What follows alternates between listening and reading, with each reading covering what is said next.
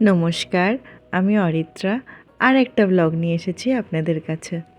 আজকে আমি কাজ থেকে ফিরে ডিরেক্টলি চলে এসেছি কনকর্ড মিল মলে। এই মলটা আমার কাজের জায়গা থেকেও একদম কাছে, আমার বাড়ির থেকেও একদম কাছে।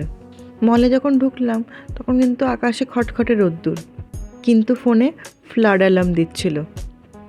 মলে খানিকক্ষণ ঘোরাঘুরির পরে বাইরে মেঘ ডাকার আওয়াজ শুনতে পাচ্ছিলাম। তখন বাইরে এসে দেখি এই দৃশ্য, বিশাল জোরে হাওয়া দিচ্ছে আর এরকম ঝমঝম করে বৃষ্টি পড়ছে। যেসব লোকেরা বাড়ি যাবে তারা এখানে দাঁড়িয়ে রয়েছে। আচ্ছা, আমি ভেবেছিলাম এখানে আমি একটুখানি ঘুরে বেড়াবো, কাজ থেকে ফিরে সিদ্ধার্থ ফেরার সময় আমাকে নিয়ে ফিরবে। এখন যা ওয়েদারের অবস্থা, সিদ্ধার্থ তো আমাকে তুলতে পারবেও না। আমাকে এখন ওয়েট করে থাকতে হবে, এদিক ওদিক সেদিক ঘুরতে হবে। দেখতেই পাচ্ছেন বাইরে কীরকম ওয়েদার। ঘুরতে ঘুরতে আমি ঢুকেছি হচ্ছে প্রাইমার্কে। ও, আপনাদের তো বলা হয়নি, এই উইকেন্ডে আমরা যাচ্ছি মার্টেল বিচে। মার্টেল বিচ মানে আমাদের কেমন জানেন? ইন্ডিয়াতে মানে আমাদের কলকাতাতে যখন আমাদের ইচ্ছে হতো একটু সমুদ্র থেকে ঘুরে আসতে, তখন যেমন আমরা একটুখানি দীঘা বা মন্দারমণি থেকে ঘুরে আসতাম, ওই রকমই মার্টেল বিচ, একদমই কাছে আমাদের এই শালবাটির থেকে। গাড়ি করে লাগবে ওই 4.5 থেকে 5 ঘন্টা। প্রাইমার্ক থেকে এই জামাটা কিনলাম। ঘোরাঘুরি করতে করতে দেখি এই প্রাইমার্কে ঘর সাজানোরও ভালো জিনিস পাওয়া যাচ্ছে, খুব একটা বেশি দাম নয়। এই ছোটো ছোটো গাছগুলোর দাম ছিল $2। এটা অনেকটাই ছোট, তাই জন্য এটা আর নিইনি। চলুন দেখাই আপনাদের কী কী নিয়েছি আজকে। এই দেখুন, এই ছোট্ট একটা গাছ ক্যাকটাসের, রান্নাঘরের দিকে রাখলে বেশ লাগবে, ওটা একটা নিয়েছি। দেখুন, এখানে সুন্দর গাছের ঝাড়টা আছে, এটা বাথরুমে রাখবো ভাবছি। না, এটাকে রেখে দিই, এই ঝাড়টা একটু কম আছে। পাশেরটা আছে দেখছি একটু বেশি ঝাড়, ওইটাকে নিলাম।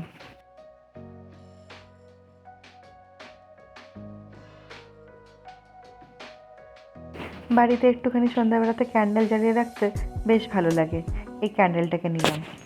খুব সুন্দর গন্ধ জানেন এই ক্যান্ডেলটার, জ্বালালে পুরো ঘরটা গন্ধে মমক করবে। এই সাদা ফুলটা নিলাম, মায়ের ছবির সামনে রাখবো।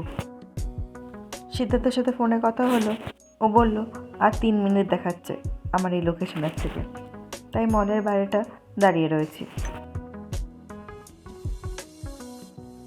কে বলা হয় একটা অদ্ভুত ওয়েদার এখানে, কখন বৃষ্টি ঝেপে আসবে, কখন রোদ্দুর হয়ে যাবে কিচ্ছু বোঝা যায় না। দেখুন এখন কেমন রোদ্দুর পুরো। কেউ দেখে বলবে বলুন, এখানে কিছুক্ষণ আগে ঝমঝম করে বৃষ্টি হয়ে গেছে, শুধু রাস্তাঘাটে একটুখানি ভিজে ভিজে, ব্যাস, আর কিছু বোঝার উপায় নেই যে বৃষ্টি হয়েছে ওইভাবে ঝমঝম করে মেঘ ডেকে। ওই যে লাল গাড়িটা দেখতে পাচ্ছেন ওখানে, ওই তো ওখানে দাঁড়িয়ে রয়েছে, এসে গেছে, এবারে বাড়ি যাওয়ার পালা।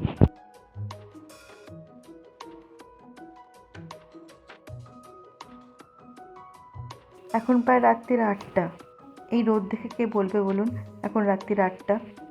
আর আমি প্রচণ্ডই টায়ার্ড, বাড়ি ফিরে সেভাবে আর রান্না করতে ইচ্ছে করবে না।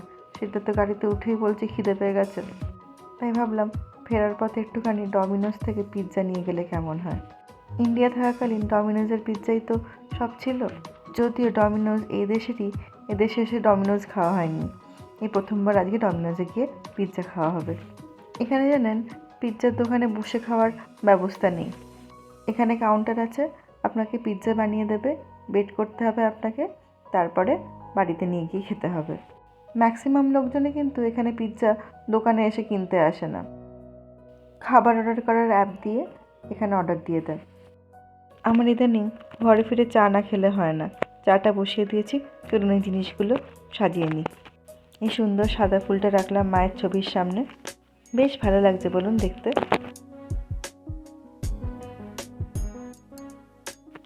ক্যান্ডেলটা রাখলাম আমাদের ডাইনিং টেবিলের ওখানে, উইকেন্ডে সন্ধ্যাবেলাতে ক্যান্ডেলটা জ্বালিয়ে রাখবো, ঘরটা সুন্দর গন্ধ হয়ে যাবে ক্যান্ডেলের।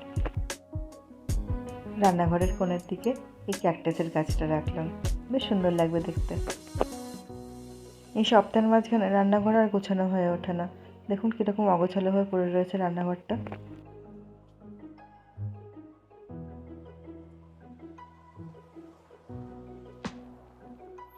বাথরুমের এখানে এই পাতার ঝাড়টা রাখলাম, বেশ সুন্দর লাগছে দেখতে এখানে।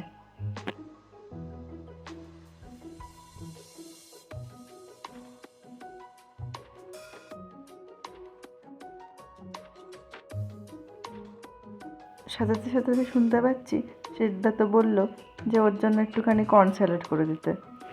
বাড়িতে ফ্রিজে ফ্রোজেন কর্ন থাকেই। শসা, পেঁয়াজ কুচি আর একটু লেবু দিয়ে ওপরে একটু গোলমরিচ ছড়িয়ে দিলাম। আপনাদের এই গ্রাইন্ডারটা দেখানো হয়নি, দেখুন অটোমেটিক পেপার গ্রাইন্ডার। কি সুন্দর পেপারগুলো ফ্রেশলি গ্রাইন্ড হয়ে পড়ছে।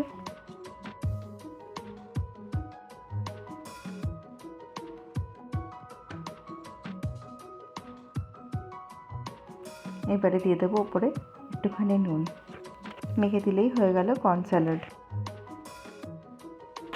আর কেটেছিলাম হচ্ছে একটুখানি অ্যাভোকাডো, আর পিৎজা তো ছিলই। ওটাই হয়ে গেল আমাদের আজকে বিকেলের স্ন্যাক্স।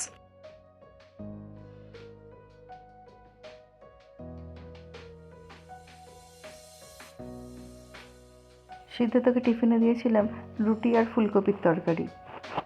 গোটা দিন ভাত খাওয়া হয়নি, রাতে বললো ভাত খাবে, ওই জন্য একটু মুগের ডাল করব, সঙ্গে বাঁধাকপির তরকারি আর ডিম ভাজা। আমার এই ভিডিওটা ভালো লাগলে জানাবেন, আর সাবস্ক্রাইব করবেন কিন্তু আমার চ্যানেলটা। ভালো থাকবেন, ভালো রাখবেন।